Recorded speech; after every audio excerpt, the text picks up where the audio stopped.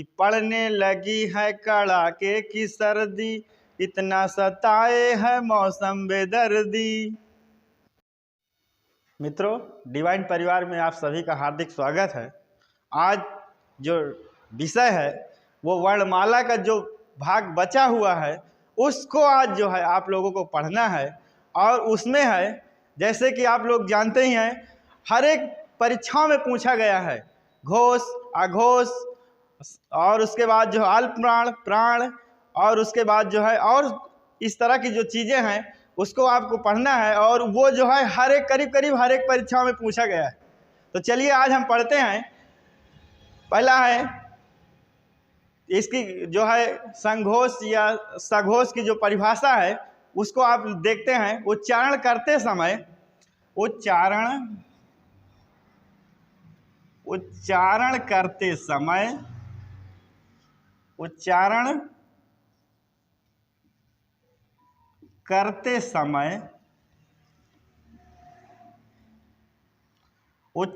करते समय परिभाषा है इसकी, स्वर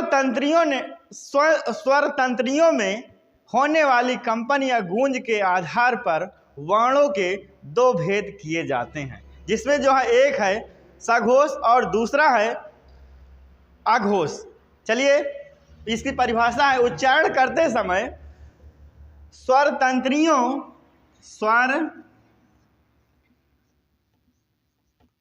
तंत्रियों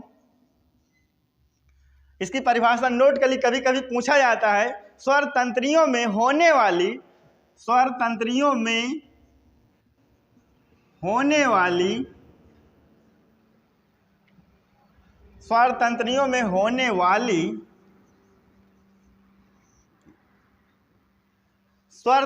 उच्चारण करते समय स्वर तंत्रियों में होने वाली कंपन या गूंज के आधार पर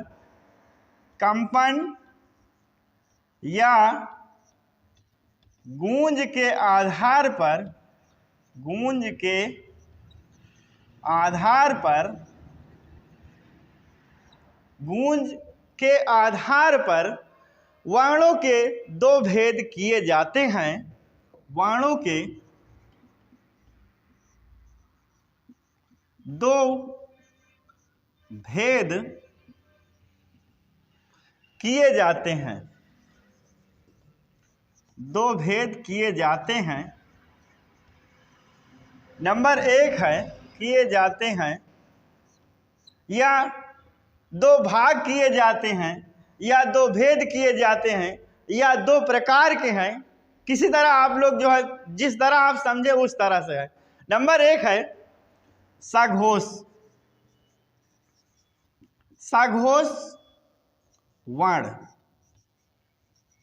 इसकी परिभाषा है, सघोष वर्ण की परिभाषा है, जिन वर्णों के उच्चारण में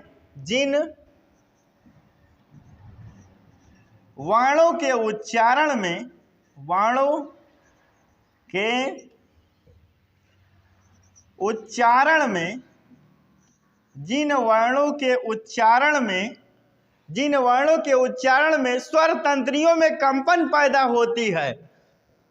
उच्चारण में स्वर तंत्रियों में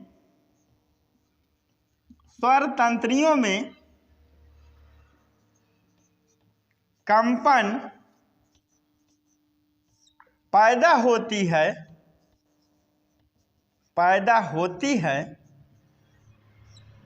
उन्हें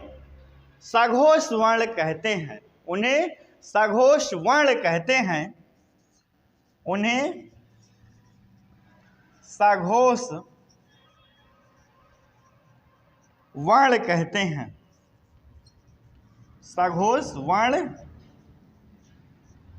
हैं। इसकी परिभाषा है, सघोष वर्ण पूछा जाता है हर एक परीक्षाओं में करीब जो हिंदी के विषय हैं उसमें जो है जरूर पूछा जाता है। तो उसमें जो है सघोष वर्ण आप देख लेते हैं कौन कौन से होते हैं। तो जैसे गा, फिर उसके बाद जो है का नहीं है, खा नहीं है, गा है, घा है, घा, अंगा, ठीक है। इसके बाद जो है ठीक है, 3 ये हो गए। इसके बाद जा झा इया, जा झा इया, और इसके बाद जो है और है, इसके बाद और नोट कर लिए, डा ढा आड़ा, डा ढा आड़ा, और इसके बाद और है डा ढा आड़ा हो गया, डा धा न, डा धा न, और इसके बाद जो है, इसके बाद और भी हैं, बा भा मा, बा भा मा, और इसके बाद और भी हैं, बा भा मा। फिर उसके बाद जो है डा ये वाला है, और ढा ये वाला है, इसको भी आपको ध्यान रखना है। और जा जो है ये वाला है, इसको भी ध्यान आपको देना है। और उसके बाद जो है 4 और जो है वर्ण है, वो हैं या रा ला वा, या रा ला वा। ये जो इतने जो है, इतने जो वर्ण है, ये सघोष वर्ण होते हैं, इनको सघोष वर्ण कहा गया है। इसमें से जो कोई एक रख देगा, मान लीजिए गा रख दिया कंपटीशन एग्जाम में, तो आपको बताना है गा क्या है, सघोष वर्ण है, जा क्या है, सघोष वर्ण है, ये जो है माँ क्या है, ये सघोष वर्ण है, वा क्या है, सघोष वर्ण है। इस तरह से जो है आपको बहुविकल्पी जो है क्वेश्चनों में आपको मिल जाएगा। अब है अघोष वर्ण, अघोष वर्ण, इसकी भी परिभाषा है। इसमें कहा गया है, जिन वर्णों के उच्चारण में स्वर तंत्रियों में गूंज या गूंज उत्पन्न होती है, उन्हें अघोष वर्ण कहते हैं। इसकी परिभाषा नोट कर लेते हैं, आप लोग भी नोट कर लीजिए। जिन वर्णों के उच्चारण में, जिन वर्णों के उच्चारण में, जिन वर्णों के उच्चारण में, जिन वर्णों के उच्चारण में स्वर तंत्रियों में गूंज उत्पन्न होती है, स्वर तंत्रियों में, स्वर तंत्रियों में गूंज उत्पन्न होती है, उत्पन्न होती है,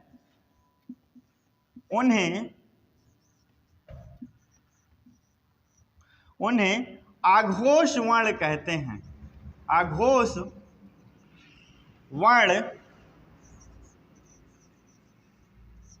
कहते हैं।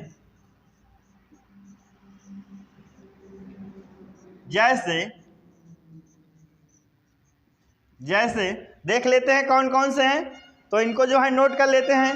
जैसे का खा, ठीक है, उसके बाद जो है का खा हो गया, उसके बाद जो है चा छा, चा छा, उसके बाद जो है, उसके बाद और है टा ठा, टा ठा, उसके बाद और है टाठा के बाद ता ठा, ता था, ठीक है। और उसके बाद जो है पा फा, पा फा, ठीक है। और उसके बाद और है शा शा सा हा, उसके बाद सा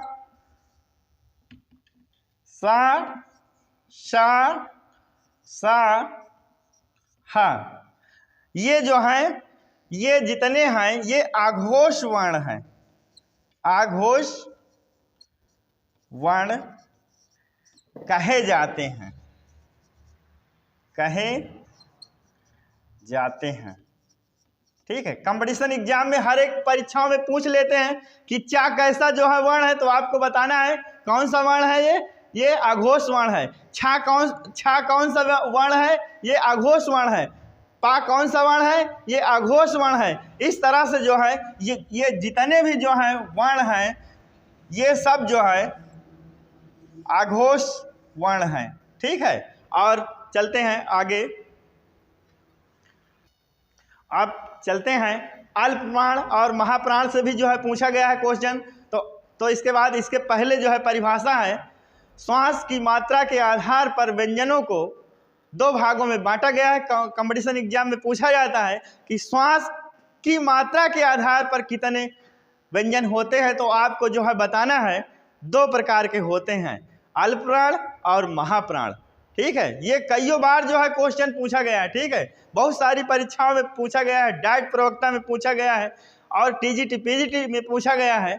श्वास की मात्रा के आधार पर, श्वास की मात्रा के आधार पर, श्वास की मात्रा के आधार पर व्यंजनों को दो भागों में बांटा गया है। व्यंजनों को दो भागों में बांटा गया है, अर्थात दो प्रकार के होते हैं, दो भागों में बांटा गया है, दो भागों में बांटा गया है, बांटा गया है। ठीक है, नंबर एक है अल्प प्राण, अल्प प्राण, चाहे तो आप वर्ण भी कह सकते हैं, अल्प प्राण वर्ण या व्यंजन। ठीक है, अल्प प्राण, तो अल्प प्राण में जो है इसकी भी परिभाषा है, कहा गया है जिन वर्णों के उच्चारण में, जिन वर्णों के उच्चारण में, जिन वर्णों के उच्चारण में, जिन वर्णों के उच्चारण में, परिभाषा आप लोग समझते जाइए, जिन वर्णों के उच्चारण में वायु की मात्रा कम निकलती है, वायु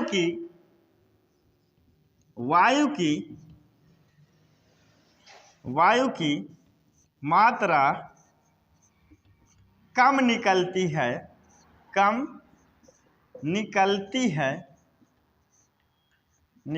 है, वायु की मात्रा कम निकलती है, उन्हें अल्प प्राण कहते हैं। उन्हें क्या कहते हैं? अल्प प्राण कहते हैं, उन्हें अल्प प्राण कहते हैं, अल्प प्राण कहते हैं। ठीक है,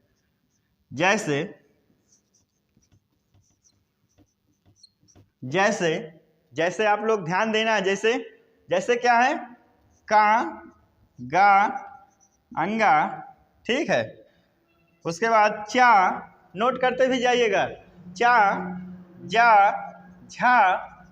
ठीक है, उसके बाद जो है और भी हैं, टा, डा, आड़ा, टा, डा, आड़ा।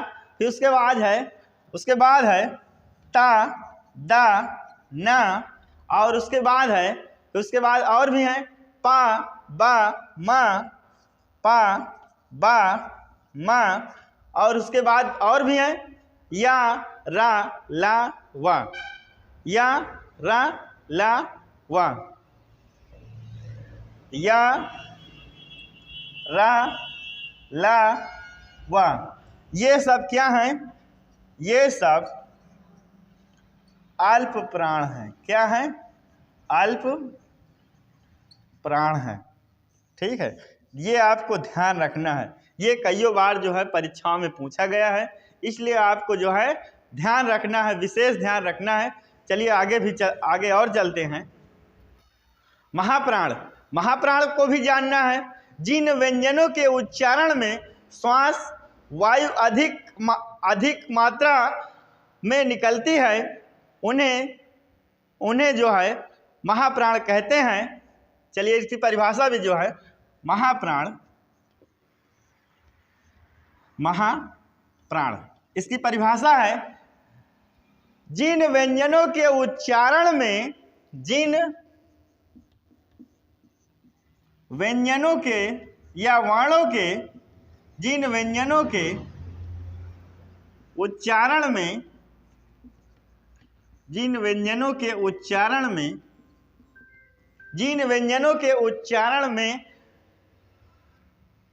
श्वास द्वारा अधिक वायु या जो आपकी श्वास है अधिक वायु मात्रा निकलती है, फिर से देख लीजिए, जिन व्यंजनों के उच्चारण में श्वास वायु अधिक मात्रा में निकलती है, में श्वास वायु अधिक मात्रा में निकलती है,